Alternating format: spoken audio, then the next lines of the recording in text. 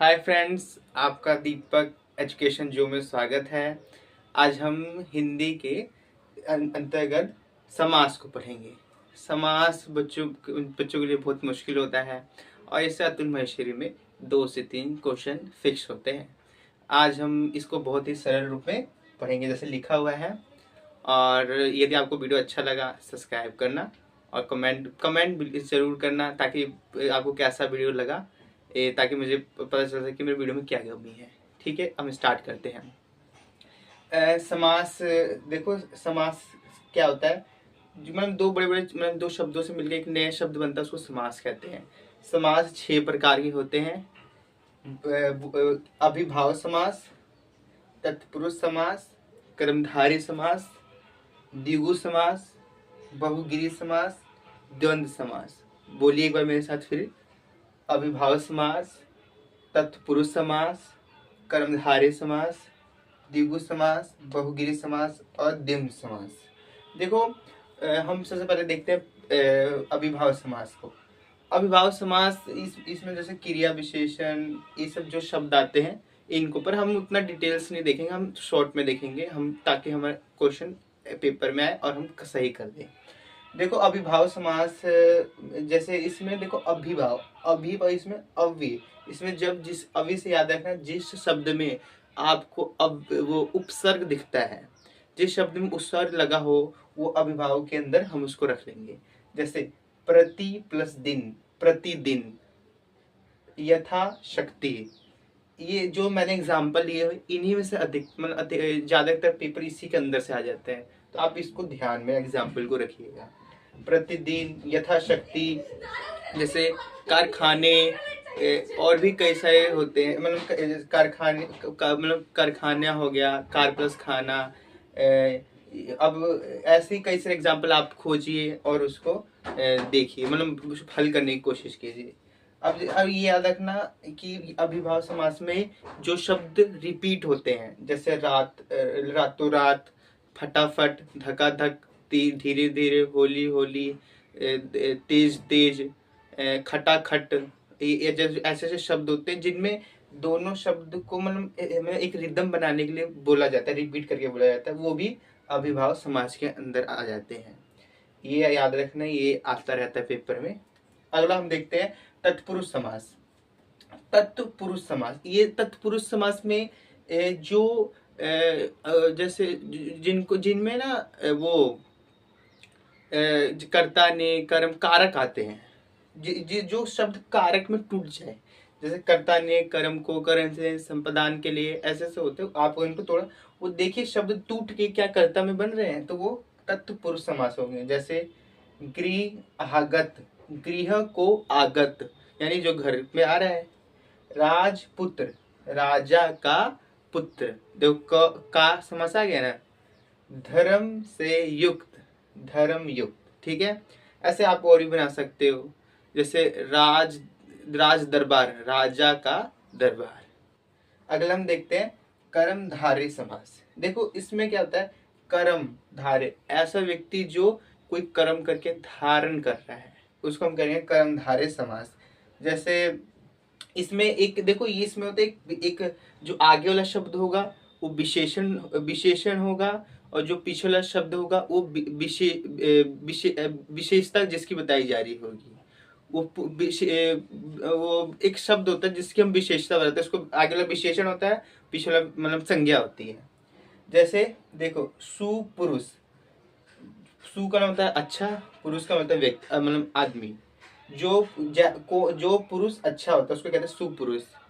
महात्मा, महान है जो आत्मा। देखो महान आत्मा कैसे महान है। मंद बुद्धि, मंद है जो बुद्धि, जिसकी मंद बुद्धि होती है उसको कहते हैं कुशाग्र बुद्धि, जिसकी कुछ बुद्धि है जो कुशाग्र है जो बुद्धि। ऐसे हम कर धारवित देख सकते हैं। हम देखेंगे क्या उसके आगे कोई लग रहा है। अगला देखते हैं द्विगु समास। देखो द्विगु समास में पहले समझते हैं इसका मतलब। द्विगु समास में देखो, द्यू मतलब होता है दो, दो जिसमें नंबर छुपे। देखो खुद ही कह रहा है मैं नंबर हूँ। द्विगु, द्यू दो, जिस भी शब्द में कोई नंबर दिख जाए वो द्विगु समास। जैसे नवरात्र, नवरात्र में क्या, 9 रातों का रात। चौराहा, 4 रास्तों का मार्ग, यानी चौराहा, चौ मतलब 4, राह मतलब रास्ता। सतसई, सतसरई, 7 सरई। त्रिभुज, त्रिभुज देखो 3 भुजा, जिसकी 3 भुजा होती है, ट्रायंगल है ना। अगला देखते हैं बहुगिरी। देखो इसमें ना एक थोड़ा एक्सेप्शन आता है, मैं जानता हूँ आप मन में क्या चल, आगे हम देखते हैं। देखो आगे हम पढ़ेंगे ना तो क्लियर हो जाएगा। अगला है बहुब्रीहि समास।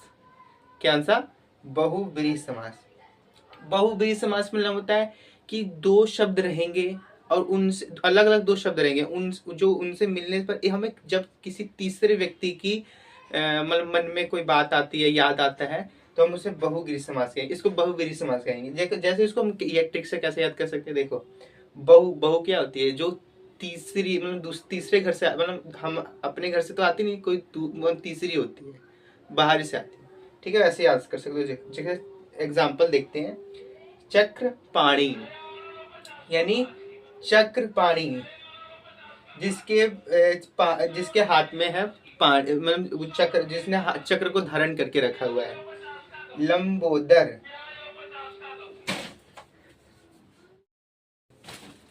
हाँ हम क्या बहुब्रीहि समास देख रहे थे।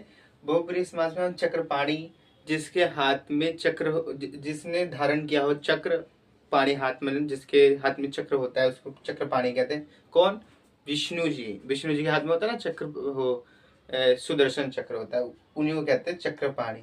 लंबोदर, जिसका लंबा है उदर, कौन, लंबोदर। गणेश जी, पेट लगा, एक दंत, वक्रकुंड, जो ऐसे बोलते हैं ना, वो एक दंत भी वही है, बहुव्रीहि समास। वक्रकुंड, वक्रतुंड, क्या है, बहुव्रीहि समास है। नीलकंठ, जिसका गला नीला होता है, यानी कौन, शिव जी। नीलकंठ।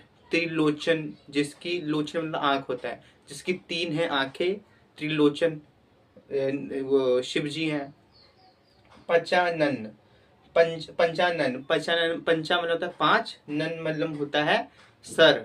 अब आप बोलोगी सर मतलब यहाँ पर 5 आ गया, 5 आया, तो ये तो द्विगु समास होना चाहिए था, क्योंकि आपने बताया कि जहां पर हमें नंबर दिखे वो द्विगु समास होगा। पर हमें ये भी याद रखना होगा कि जिस मतलब जहां पर नंबर है पर उससे किसी तीसरे व्यक्ति का ख्याल नहीं आता, तब वो द्विगु समास होगा।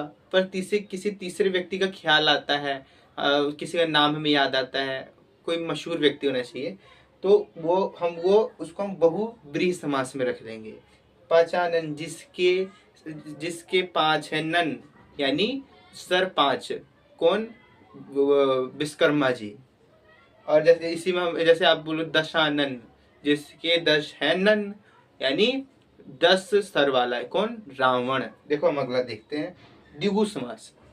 देखो द्विगु समास में आपको दिख रहा होगा, ये दोनों लग रहा है दो एक ही, बस इसमें थोड़ा डिफरेंस है, इसमें न है ना। तो याद रखना, इसमें 2 शब्द होंगे, उनके उनके बीच में ज्यादा निशानी इसका बराबर, मतलब जैसे ये सिंगल हाइफन का होता है, ये निशान पाए होता है, और ये दोनों ही शब्द का अपने अलग अलग मतलब होते हैं, पर इन दोनों को साथ में, जैसे दोनों प्रधान होते हैं, जैसे रात दिन। सूरा, बोलो ये तो कैसे हो गया, सूरा सुर, इसको हम जब तोड़ेंगे ना तो ये सुर हो जाएगा, और ये हो जाएगा असुर। सुर मतलब देवता, असुर मतलब दानव। और जैसे पाप पुण्य, पाप अलग है और पुण्य अलग है, पर दोनों अलग है, और इनका दोनों का मतलब अलग अलग होता है, पर इन दोनों को हमने एक साथ लिखा है, देखो हाइफन के। जैसे ऊपर नीचे, तेरा मेरा, माता पिता, दादा दादी, ये दोनों अलग अलग शब्द होंगे, मतलब भी अलग होगा, पर हम साथ में लिखते हैं। अब इसको याद रखना, इसमें थोड़ा कंफ्यूजिंग हो सकता है। इसमें क्या होता है, इसमें दोनों शब्दों रिपीट होंगे, पर दोनों का मतलब एक ही होगा, इसमें दोनों का मतलब अलग होता है, उसको हम द्विगु समास कहते हैं। इसको याद है, 2 एक जैसे दिखते हैं पर अलग अलग होते हैं, क्यों ना दिखता है। अच्छा, यही हमारे 6 समास थे, जो मैंने आपको सरल रूप में समझाया, और यही ये छोटी सी वीडियो से, मेरे छोटे से प्रयास से मैंने आपको ये सरल रूप में समझाने की कोशिश की। आपको वीडियो अच्छी लगी हो तो कमेंट कीजिए, लाइक कीजिए और कमेंट जरूर कीजिए, ताकि आपके मन में जो भी हो, जैसा कि कुछ भी आता है, अच्छा हो बुरा हो, मुझे कमेंट कीजिए, ताकि मैं सबको स्वागत करता हूँ। और आपको कुछ भी मतलब और भी इससे जानकारी चाहिए होगी, किसी और पे आगे वीडियो चाहिए, कमेंट में बताइए। धन्यवाद।